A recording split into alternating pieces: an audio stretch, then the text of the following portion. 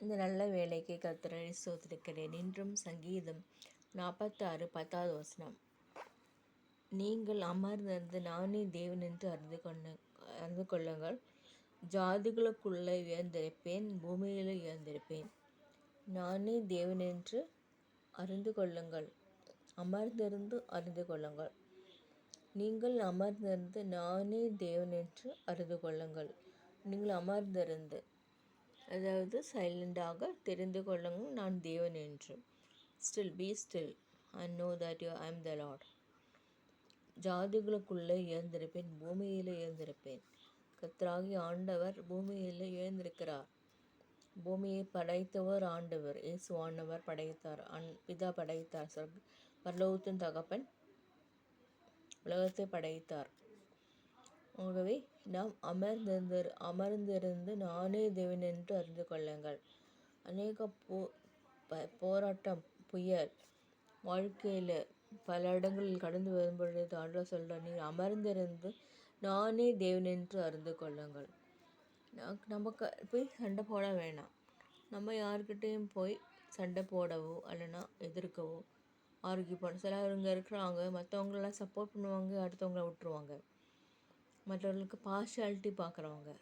இப்படிப்பட்டவர்கள் முன்பாக நம்ம என்ன செய்யணும்னா அமர்ந்திருந்து அமைதியாக இருப்போமாக. அமர்ந்திருந்து நானே தேவனை அறிந்து கொள்ளுங்கள். ஜாதிகளுக்குள்ளே உயர்ந்திருப்பேன். கர்த்தராகிய ஆண்டவர் உயர்ந்திருக்கிறார்.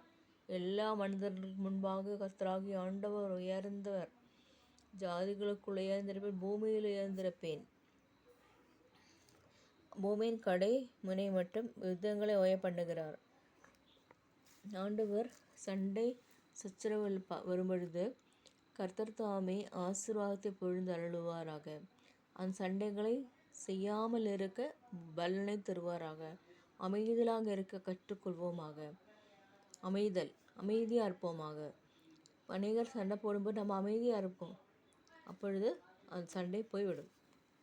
கர்த்தர் நமக்காக யுத்தம் செய்வார். கர்த்தர் நமக்காக யுத்தம் செய்யும் பொழுது கர்த்தர் தேவன் உயர்ந்திருக்கிறார். ஜாதிகளுக்குள் உயர்ந்திருக்கிற கர்த்தரை தெரியும். அநேகர்களுக்கு இயேசுவை பற்றி மற்றவர்களுக்கு சொல்வோமாக. ஆண்டவரே மற்றவர்களுக்கு பறைசாற்றுவோமாக. அமர்ந்திருப்போமாக.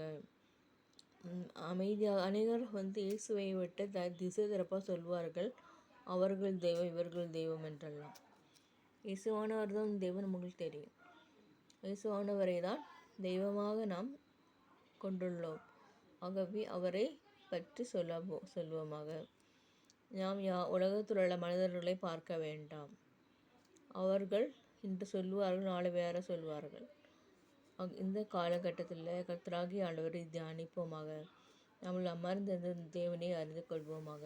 ஜாதிகளுக்குள் உயர்ந்திருப்பேன், பூமியில் உயர்ந்திருக்கிற கர்த்தராகிய ஆண்டவரை நாம் அறிந்து கொள்வோமாக. அமைதலாக இருப்போமாக. சைலண்டாக இருப்போமாக. காமாக இருப்போமாக. கர்த்தர் ஆசீர்வதிப்பாராக. ஆமீன்.